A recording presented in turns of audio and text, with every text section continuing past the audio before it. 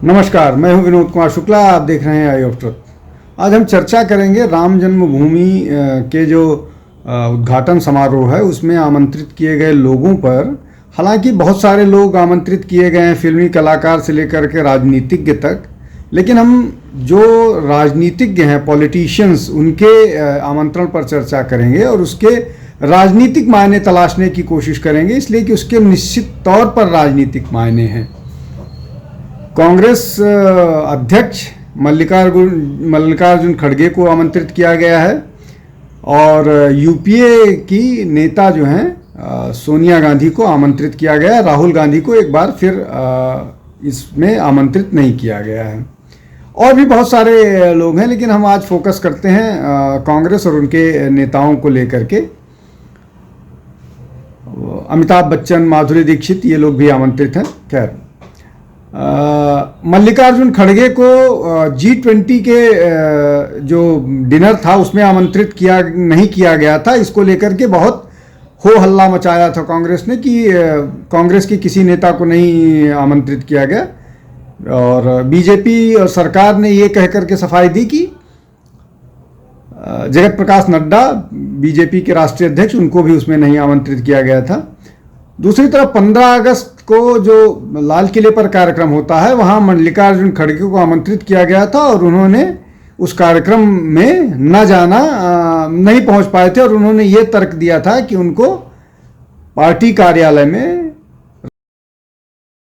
दोनों को लेकर के एक दूसरे पर खूब तू मैं हुई थी और बहस हुई थी, और ये प्राइम टाइम डिबेट का हिस्सा बना था।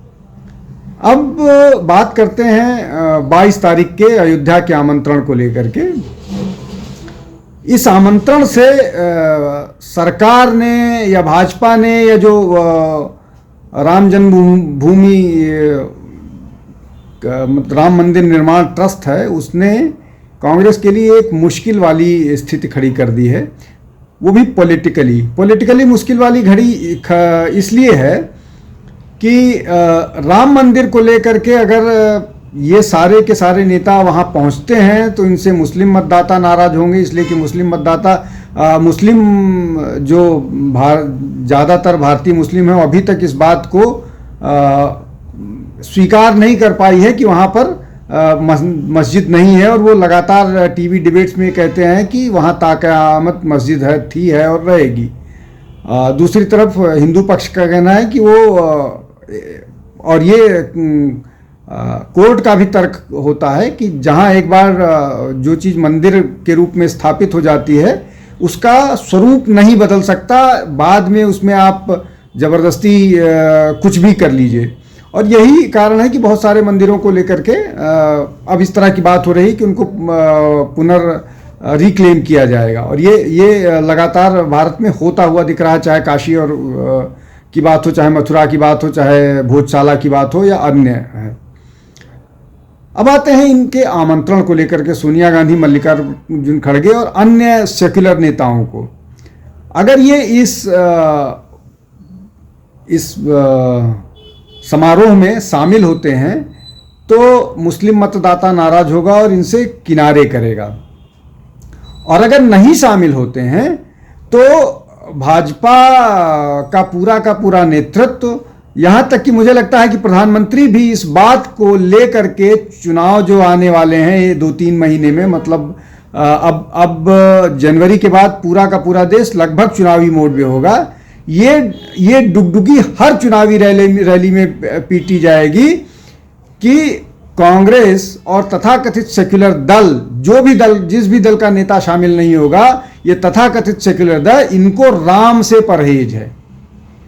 और जिस तरह से राम को लेकर के पूरे देश में एक अजब तरह से सेंटिमेंट उभरा है, वो निश्चित तौर पर इन राजनीतिक दलों के लिए बहुत बड़ा नुकसान साबित हो सकता है अगर वो स्किप करते हैं।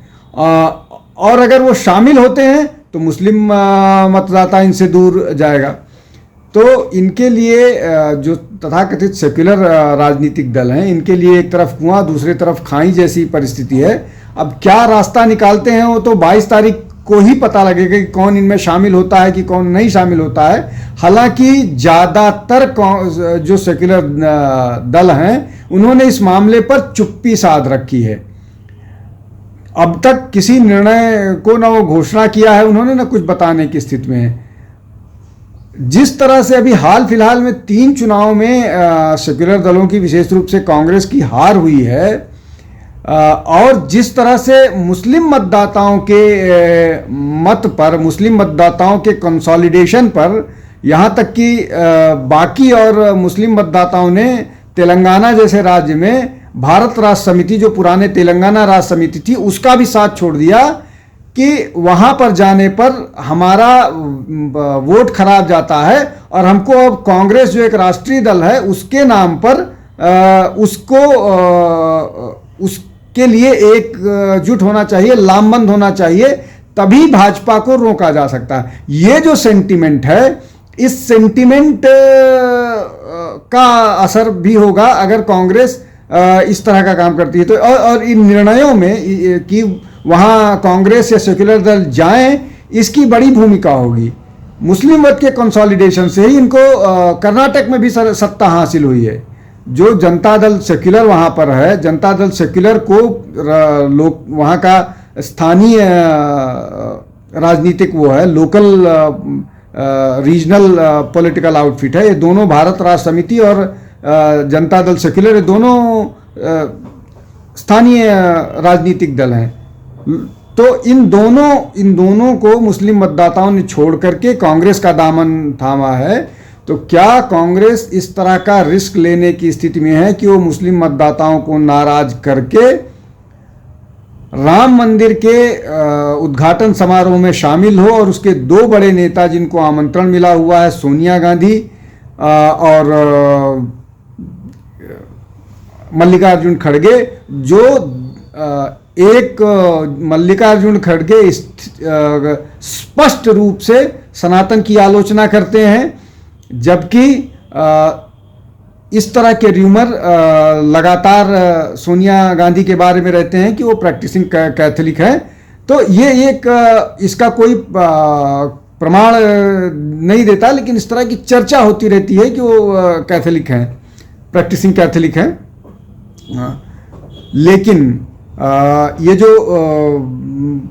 पूरा का पूरा मामला है राम जन्मभूमि के उद्घाटन पर, उसमें सेक्युलर नेताओं का जो स्टैंड होगा वो अपने आप में बहुत महत्वपूर्ण होने जा रहा है। और आगे की जो राजनीति है, 2024 के लोकसभा चुनावों की जो राजनीति है, उसका काफ़ी कुछ दारोमदार जो है इन निर्णयों पर, इन निर्णयों को केंद्र में रखकर या इन निर्णयों पर आधारित होगा और उन पर ही बहुत सारे वोट का फैसला होगा। तो आने वाले चुनाव में जो जिस तरह से भाजपा लगातार एक के बाद एक अपने पत्ते खेल रही है, एक के बाद एक पत्ते फेंक रही है, वो निश्चित तौर पर जो सेक्युलर दल हैं उनको मुश्किल में खड़ा कर रही है। इसलिए कि ये तो तय है कि सिर्फ मुसलमानों के वोट या जो नॉन हिंदू वोट्स आप उसको कह लीजिए, नॉन हिंदू वोट की बदौलत आप एक आध 2 राज्य छोड़ दें, और उनमें भी ज़्यादातर राज्य बहुत छोटे छोटे हैं, इनके लिए चुनाव जीतना मुश्किल है अगर हिंदू वोट एक तरफा वोट करने लगे। तो ये एक बड़ी विषम परिस्थिति भाजपा ने इन लोगों के लिए छोड़ दी है। 22 तारीख को पता लगेगा कि क्या स्थिति है, क्या निर्णय होता है।